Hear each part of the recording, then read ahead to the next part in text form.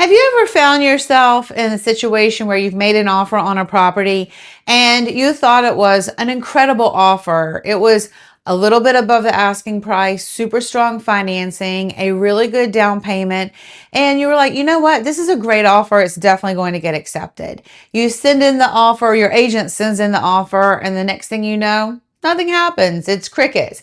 And then later you go look online and you find out the property is under contract, and then 30 to 45 days later, it's closed. So you're probably wondering what happened. Why did my offer not get accepted? One of the biggest misconceptions that buyers have when it comes to buying real estate in Miami-Dade and Broward is just assuming because they put in a really high offer or the highest offer that their offer is actually going to get accepted. And that is just not how sellers make decisions. Sellers want certainty, they want confidence, and they want to go with the cleanest offer that they feel is going to actually close and be done. Because ultimately, that's what they're trying to do, is sell the property. They don't want to go under contract with a buyer who has built in a ton of contingency items that allows them to cancel 3 weeks into the contract. So today I'm going to talk to you about a few things that you really should think about when it comes to making an offer on a property in Miami-Dade or Broward. That's where we work, so that's where my expertise is. And hopefully it will help better prepare you next time around. My name is Jamie Pretzi. I'm a real estate agent in Miami-Dade and Broward counties, and I work with my husband, Ogden Pretzi, and our team. If this is your first time here, hit that subscribe button so you don't miss our updates. We do put out videos every week.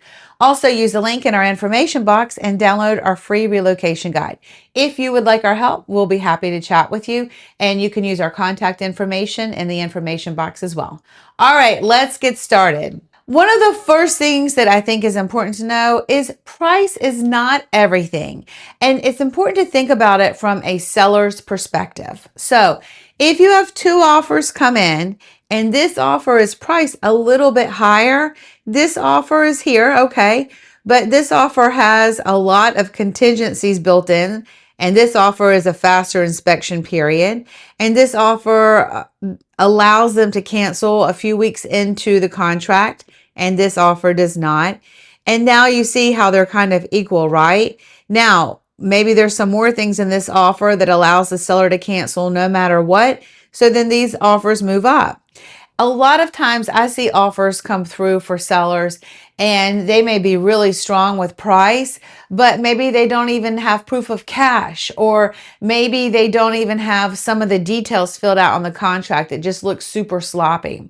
So I just want to tell you, price is not everything. Sellers really take a lot of time to look through these offers. They're always going to go with the offer that gives them confidence, not the one that asks a lot of questions and makes them feel a little, I don't know about this offer. Financing sends a message. Now, if you need financing when it comes to a purchase here, it's totally normal. People do make offers with financing in Miami-Dade and Broward. Sometimes people hear that we're all cash. There are a lot of cash offers too.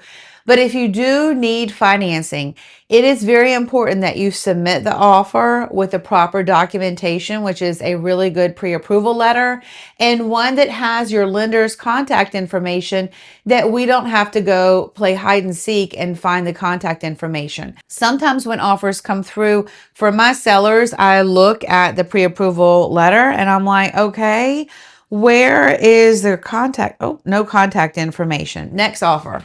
Because if I can't reach them, how can I call and verify that the buyer has actually applied for financing? And, you know, what kind of loan is this? Let's confirm that this loan matches the loan on the financing contingency on the contract, if it's even been filled out correctly. And let's have a little bit more information, because I want to make sure that if there's an issue when my seller is under contract, that we're going to be able to reach the lender and figure out what's going on. And I would hope, if you're a buyer, that you would also be able to reach the lender. So we need their contact information, not some 1-800 number that goes to some corporate office somewhere. Sometimes there's a name, no email, or you email and no one reaches back out to you. So these things are very important, more important than many people realize. Also, if you are getting financing and the offer is over the asking price, what happens if the property appraises less than the purchase price?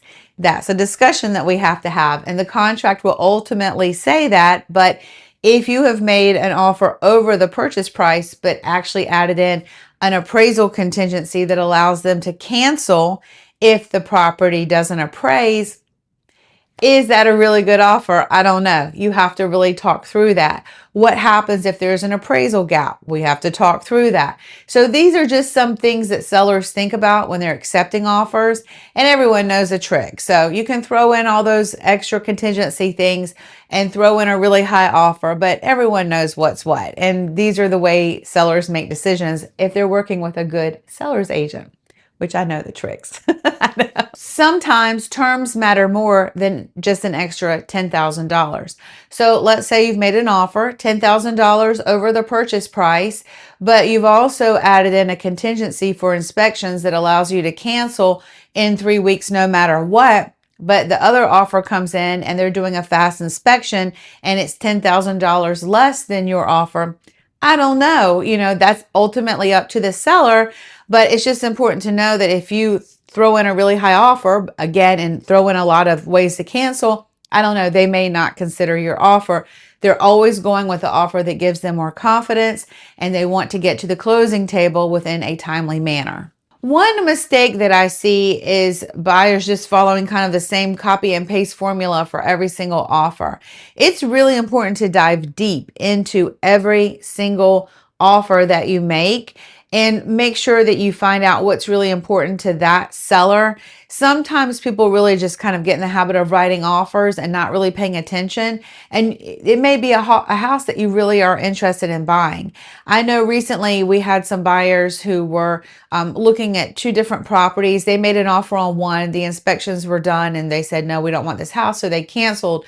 But before we went to the next house and they made an offer, I had a really deep discussion with that seller's agent. She didn't disclose anything that she wasn't supposed to disclose, but she just told me some things that were super important for her seller. And we really tried to incorporate those items in the offer so that our buyer's offer could get accepted. If there's one thing I hope that you get from this video, it's that not all homes are the same.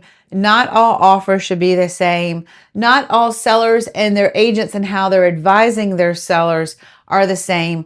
And so it's really important that we take all of these details into consideration before an offer is made so that we can get an offer in that is a win-win. I know that's such a silly phrase, but it's true.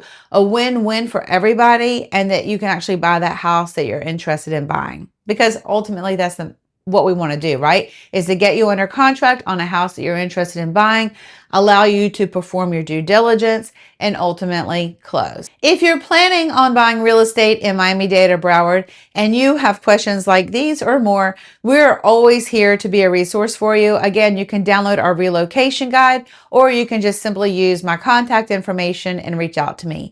My name is Jamie Pretzi. This is my husband, Ogden Pretzi. You can find us on Instagram at the Pretzis, and we will see you soon.